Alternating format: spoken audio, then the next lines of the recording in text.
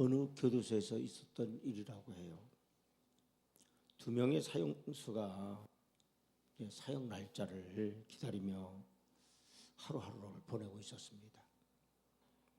이들 중 한 사람은요, 삶을 허무하게 보낸 죄책감으로 자신의 무가치함을 깨닫고 예수님을 영접하여 하루하루 삶을 성령의 인도함을 받는 그런 가운데 기쁘게 살고 있습니다. 근데 이를 옆에서 지켜봤던 그런 다른 사형수가 그의 삶이 너무도 기쁜 거예요. 그래서 부러웠습니다. 그래서 다른 사형수도 예수를 믿게 되었다라는 겁니다. 어느 날 두 사형수는 이 세상에서 마지막 날을 맞이하게 됐습니다. 먼저 예수님을 영접했던 이 사형수는 자신이 사형 집행 날이라는 것을 알고 찬송을 부르면서 참 교수대를 향하여 한 걸음 한 걸음 나아갔습니다. 죽음 앞에 이 사형수는요, 아주 의연했습니다. 담대했습니다. 그리고 이런 말을 남기고 그는 떠났습니다. 다 예수 잘 믿으십시오. 그리고 이 다음에 천국에서 만나자 하고 그 사형수는 죽음을 맞이하고 하늘나라로 그는 갔습니다. 다른 사형수는요, 자기의 그 사형 집행날이라는 걸 알게 됐어요. 그랬더니 사형수는 막 소리를 고래고래 지릅니다. 그러니까 이 교도관들이 이 사형수를 이제 데리고 나가요. 근데 이 사형수의 두 눈에는 검은 눈동자가 사라졌습니다. 사람이 이렇게 죽으면요, 눈이 풀리잖아요. 눈동자가 이 까만 눈동자, 죽으면 이 까만 눈동자가 없다고 그러잖아요. 그러니까 눈동자가 풀린 거예요, 검은 눈동자. 그래서 사형수의 대부분이 이 다리가 풀린다고 해요. 두 다리 풀렸습니다. 질질질질 이 사형수는 끌려 나갔습니다. 두 사형수의 모습에서 죽음을 맞이하는 그 모습이 다르죠. 한 사형수는 의연히 자기의 죽음을 맞이하면서 심지어 찬양을 합니다. 또 다른 하나의 사형수는 어떻게 해요? 자기의 죽음을 두려워해요. 그리고 고래고래 소리를 지릅니다. 그리고 불평불만을 해요. 여러분, 이 모습을 보면서 사람은 마지막 순간이 어떤 모습을 하고 있느냐에 따라서 그 사람의 믿음이 진정한 믿음이냐 아니면 겉된 믿음이냐는 것을 판가름할 수 있습니다. 저는 누누이 여러분에게 말씀을 드렸을 때 마지막 순간이 대단히 중요하다는 말씀을 여러분에게 드렸어요. 아무리 예수를 젊은 날은 잘 믿어서도 마지막 순간, 주 앞에 서는 그 순간 주를 부인한다고 한다면 그 사람의 믿음이 진정한 믿음이겠느냐 이게. 정말 마지막,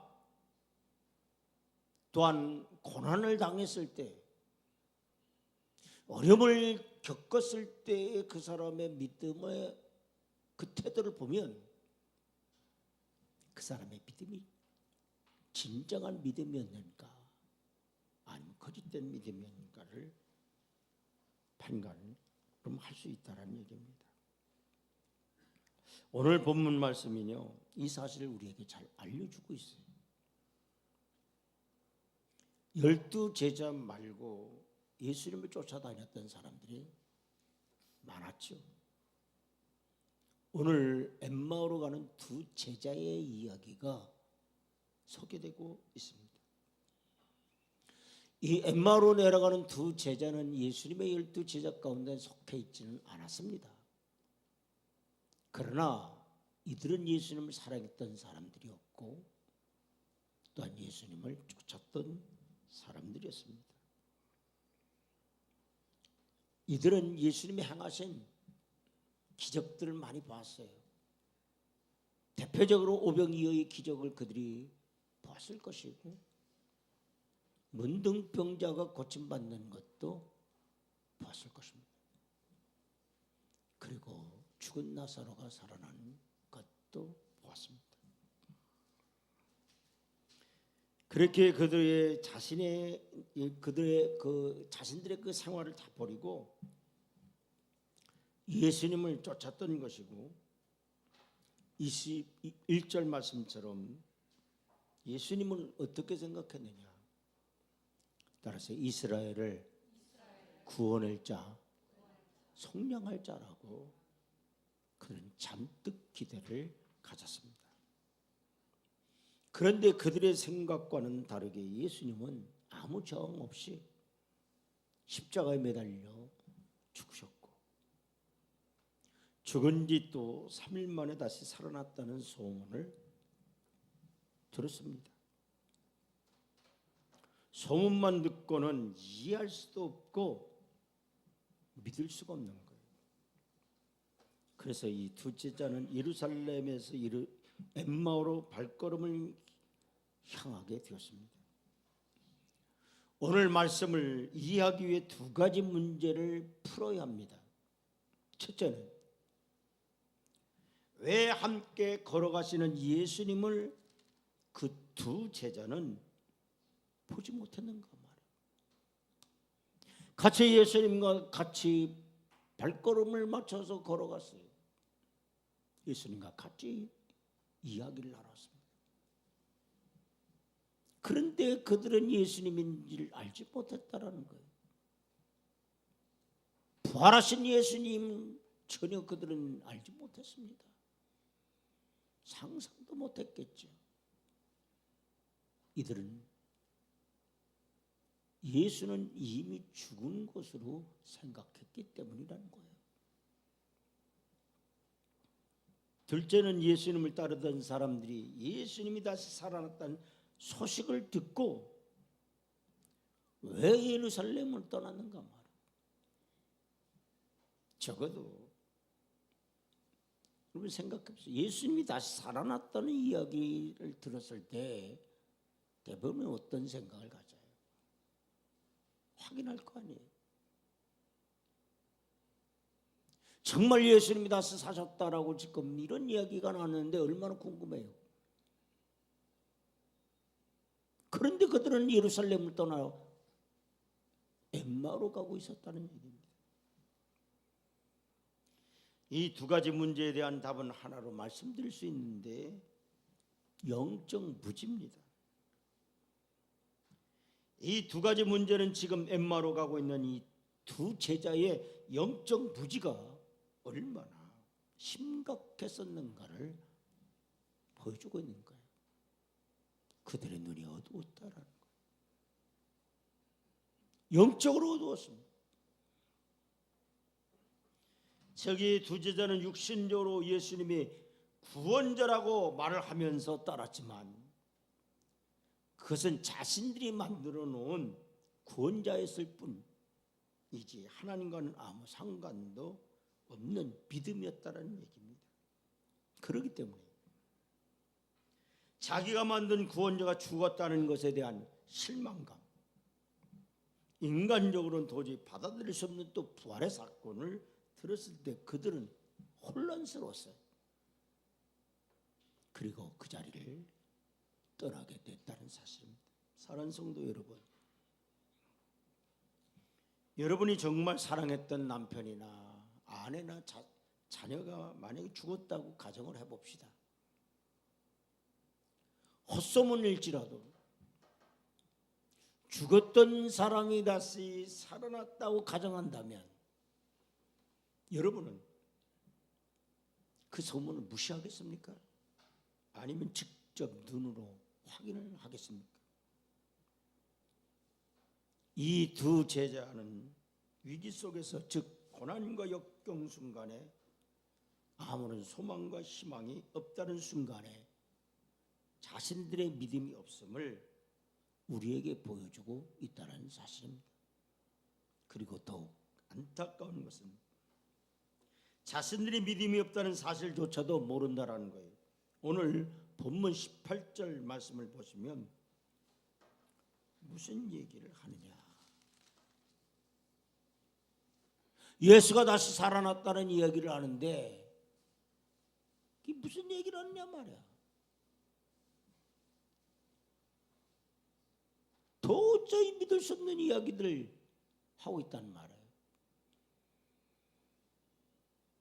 이 엠마오로 내려가는 두 제자에게 있어서는 당연히 예수님이 살아났다는 이야기는 믿겨지지 않는 얘기예요. 그 무슨 얘기하느냐 말이에요.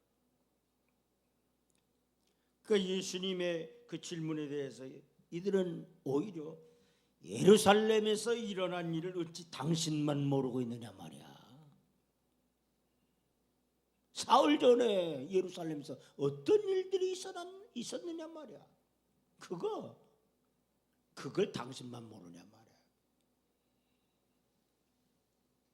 예수라고 하는 자가 처절하게 십자가에서 죽었다라는 거야. 마지막 엘리 엘리 라마 사박다니 나의 하나님 어찌하여 나를 버리십니까? 라고 절규하면서 죽었다는 얘기예요. 그 소문이 예루살렘에 파다했고 많은 사람들이 예수님의 그 죽음을 목격했단 말이에요. 그런데 당신만 그 이야기를 모르냐. 오늘 우리도 이 두 제자와 마찬가지입니다. 교회는 다니고 있지만 예수님을 만나지 못한 그런 일들이 얼마나 많으냐 이게.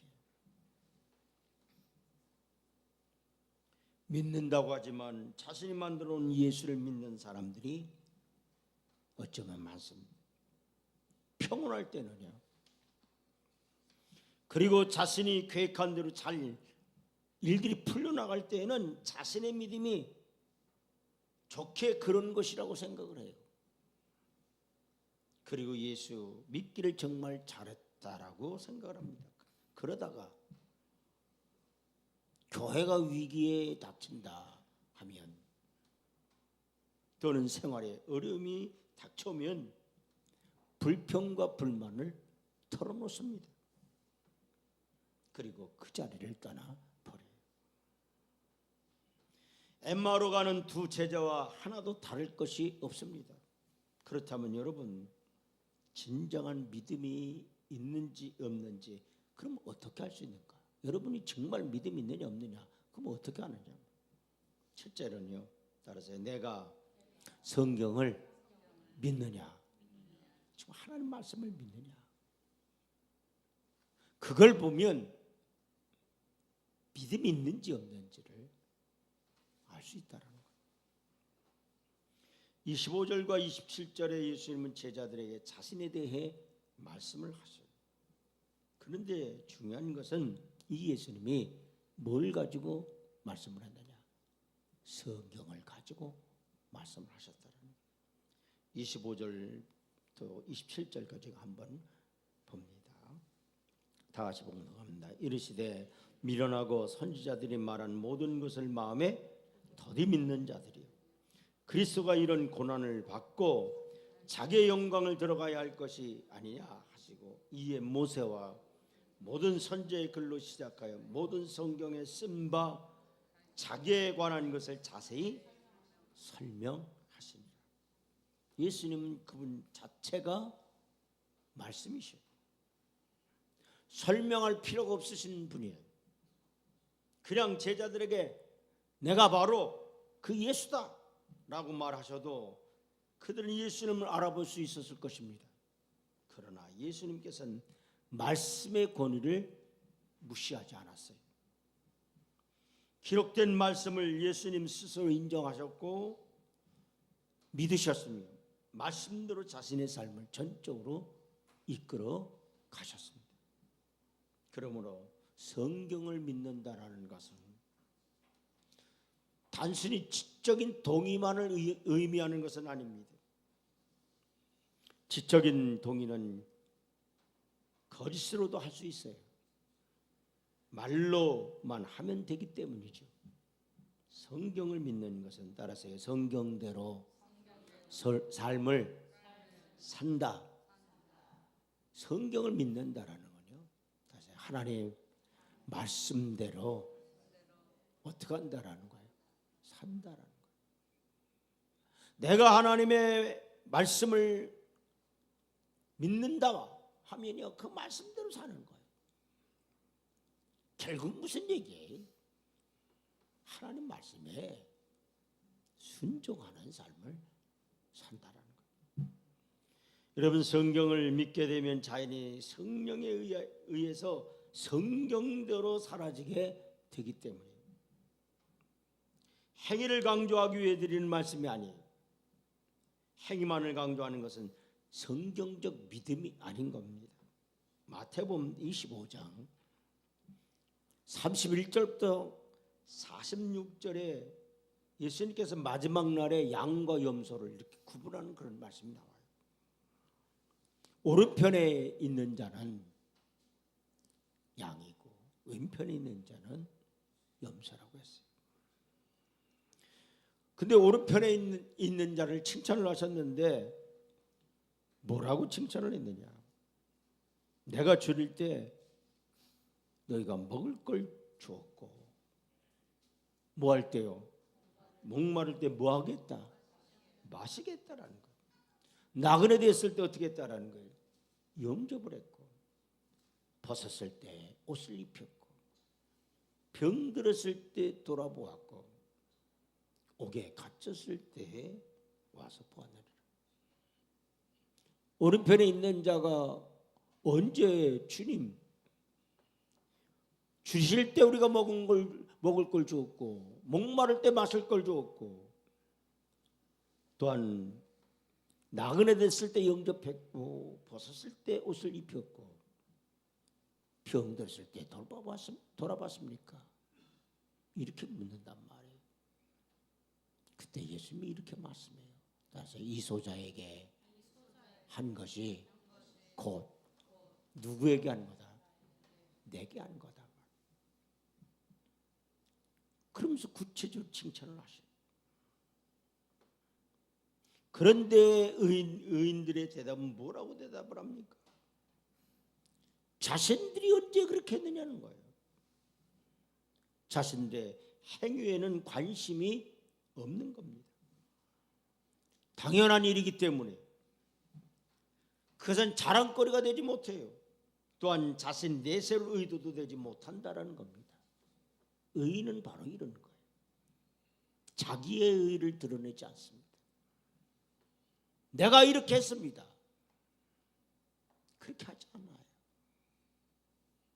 우리가 하나님 앞에 헌신할 때는 내 의를 드러내서는 안 돼. 그러니까 성경이 그러잖아요. 네가 선지자 노릇했냐? 네가 귀신 쫓았냐? 네가 병을 고쳤느냐? 불법을 행한 자 도무지 알지 못한다. 얼마나 대단합니까? 귀신 쫓았죠. 병 고쳤죠. 대단한 일을 했습니다. 그런데 예수님은 도무지 알지 못한다. 왜 그렇습니까? 자신을 드러냈기 때문이라는 얘기입니다. 의인은, 양은 오른편에 있는 사람은 자기의 의를 드러내지 않습니다. 근데 왼편의 염소 불의한 자들은 자신들이 언제 주님의 어려움 당할 때 돌보지 않았느냐라고 그들은 이렇게 얘기를 합니다. 여러분, 행위를 강조하는 것은 그 세대가 믿음이 없다라는 걸 말하는 거예요. 성경이 기록된 대로 하나님이신 분이, 즉 우리와 전혀 같이 하실 수 없는 거룩하신 분이 우리와 함께 하시고 우리를 구원하시기에 고난을 당하시고 부활하시고 다시 오신다는 것을 믿으면서 인간이 할 수 있는 것이라고는요, 죄를 짓는 것밖에 없다라는 것을 고백하는 것이 바로 성경을 믿는 거예요. 그러나 죄악된 인간은 자신이 무엇을 행해야 한다고 생각을 합니다. 자신의 의로서 무엇을 이루어야 자신이 구원받을 수 있다고 생각하는 거예요. 성경을 믿는다라는 것은 행위를 강조하는 것과는 다른 것임을 아시기를 바랍니다. 성경을 믿으니 따르세요. 성경 기록된 대로 살 수밖에 없다. 아멘. 여러분, 우리는 철두철미하게 어떤 삶을 살아야 되냐? 따라서 말씀에 순종하는 삶. 아멘. 진정한 믿음이 있느냐 없느냐라는 것을 판가름할 수 있는 것은 무엇이 우리에게 진정한 믿음이 있느냐 없느냐를 판가름할 수 있느냐? 따라서 오직 하나님의 말씀. 아멘. 말씀대로 내가 사느냐 살지 않느냐, 그걸 보면 그 사람이 믿음이 있는지 없는지 판가름할 수 있다는 사실. 두 번째는요, 내 삶에 예수님을 모시고 있는가 하는 거예요. 즉 신앙적 열심이 나의 삶에서 나타나고 있는가라는 거예요. 29절 말씀을 보면 제자들이 강권하여 예수님께 이렇게 얘기해요. 따라서 같이 유하자. 같이 유하자라는 얘기 뭐예요? 같이 함께하자. 있자라는 거예요.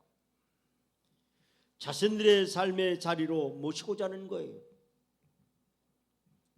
중국 선교를 다녀온 분들의 말을 들어보면 중국인들은요,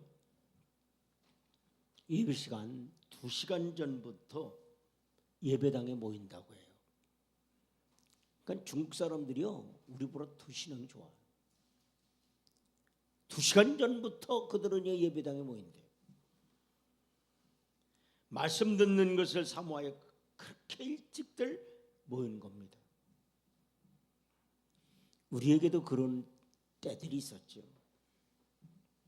은혜를 사모해서요, 다른 교회에서 부흥한다 그러면은요, 정말 심리를 걸려도요 가서 그 부흥에 참석했어요. 제 어렸을 때 제가 부천 질감리교를 다녔는데, 옛날엔 소사 질감리교죠. 세상에 그 소사 질감리교에서 그 부흥회를 하잖아요. 그러면 막 옆 교회들이 막 그냥 그 먼 교회에서들이 다 교인들이 참석을 해요. 그렇게 사모했어요. 그런데 지금은 어떻게 돼요? 형식적 예배에 젖어 있어서 교회 안 나오자니 마음이 꺼림직하고, 그래서 예배 참석만으로 마음에 위로를 받고 있는 사람들도 있을 겁니다. 여러분, 점쟁이나 무당을 찾아가서 자신의 소원을 비는 사람들의 모습을 보세요. 그리스도인들이요, 하나님 앞에서 기도하는 것보다는 훨씬 더 진지해요. 제가 갈산동에서 목회를 하는데 어떤 부인이요, 좀 정신이 이상해요. 교회를 들어오면요 꼭 이래요. 그 다음에 강단 앞에 오면은요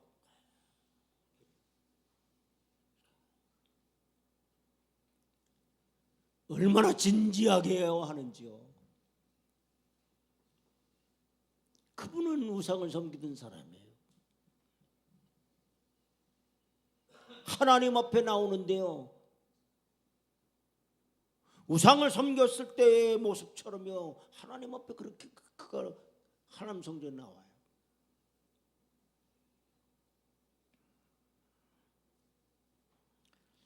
저희 지방에 지금은 부평 동지방으로 갔는데 백막교회라는 교회가 있어요. 그 교회에서 목회하고 계신 목사님이 신철호 목사님이라는 분이에요. 어느 날 저에게 이런 얘기를 해요. 이 목사 그래요. 왜 그랬더니 자기 교회에 집사님 형제가 5형제가 있다라는 거. 근데 그 5형제 가운데 그 장남 형이 어려움을 겪었대요. 무당을 찾아갔대요. 당신의 집에 어려움을 그 액을 떼어내려면 굿을 내야 된다. 그런데요 나는 놀래 자빠졌어요. 그 얘기를 듣고 무당이 이렇게 얘기하더래요. 5천만 원을 내놓으라 하더래요. 지금부터 20년 전의 일입니다. 야 무당들은요 배짱도 좋아요. 굿 한 번 해주는데 얼마 받아요? 5천만 원 받아요. 여러분 지금부터 20년 전이면 지금은 얼마 되겠습니까? 목사가 만약에 여러분 한번 예배 드려주는데 5천만 원 달라고 그러면요 뭐라 그러겠습니까? 다 욕하고 교회 다 떠날 겁니다. 근데 5천만 원이 없잖아요. 그런데 예수 믿는 자기 동생한테 그러더래요. 야 형이 구슬을 해야 되는데 무당이 5천만 원 내놓는데 나 5천만 원 없잖아. 그러니까 오형제잖아요. 아니 자기 집안의 문제를 가지고 왜 동생네까지 끼어들어요. 1,000만 원을 내놓으라 그래요. 그래서 구슬해야겠다 그러는 거예요. 근데 그 집사님이요 1,000만 원 자기 형 구타라고 1,000만 원 줬겠습니까? 안 주죠. 저는요 그 신철호 목사가 그 얘기를 하는 걸 듣고서는요 기가 막힌 거예요. 이야 여러분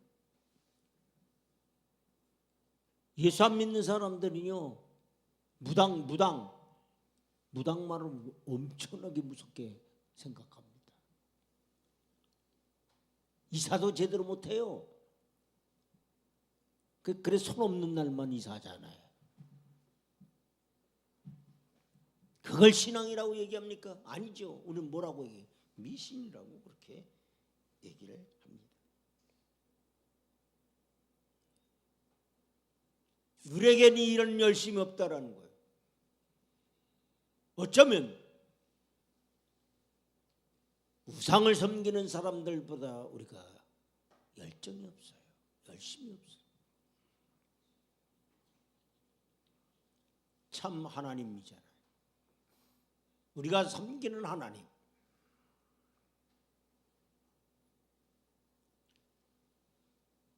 거짓된 신을 섬기는 사람들보다 우리가 예배하는 그 모습이, 그 열정이, 그 열심이 못할 때가 많다는 사실입니다. 엠마오로 같이 내려가고 있는 이 두 제자. 예수님이 함께함에도 불구하고 예수님이 줄 몰랐다는 얘기입니다. 참 믿음은 어디 있느냐? 따라서 예수님이 나와 함께합니다. 아멘. 그래서 임마누엘 신앙이 대단히 중요하다라는. 여러분들 우리가 어떤 신앙을 소유해야 되느냐? 따라서 임마누엘의 아멘. 하나님이 따라서 하나님이 나와 함께 하신다. 아멘. 네가 물 가운데 지날지라도 불 가운데 네가 지날지라도 그 불이 너를 사르지 못할 것이고 그 물이 너를 머물지 못하겠다고 했어요. 하나님이 나와 함께 한다라는 그런 확신과 믿음을 가진 자가 진정한 믿음의 소유자라는 사실을 깨닫기를 주의 이름으로 축원합니다. 마지막으로 따르세요. 헌신이 있는가? 아멘. 마가복음 8장 34절부터 35절 보세요. 다시 봉독합니다. 무리와 제자들을 불러 이르시되 누구든지 나를 따라오려든 자기를 뭐하고 부인하고 자기 십자가를 지고 나를 따를 것이니라. 누구든 자기 목숨을 구원하고자 하면 잃을 것이요 누구든지 나와 누구를 위해요? 복음을 위해 자기 목숨을 잃으면 뭐하리라? 구원하리라. 아멘. 이 말씀은 인간의 본성을 거스르는 말씀이에요.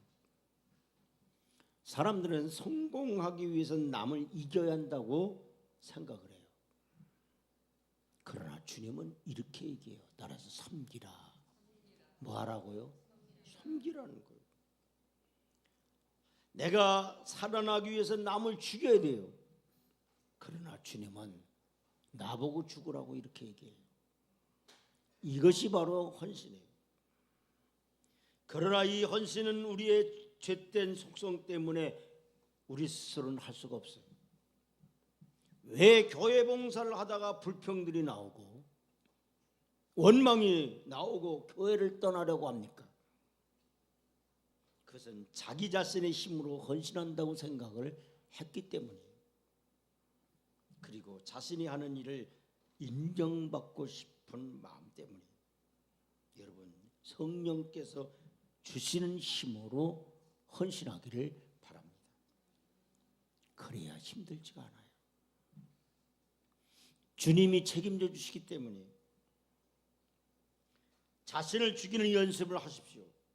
그것이 헌신에 이르는 지름길이에요.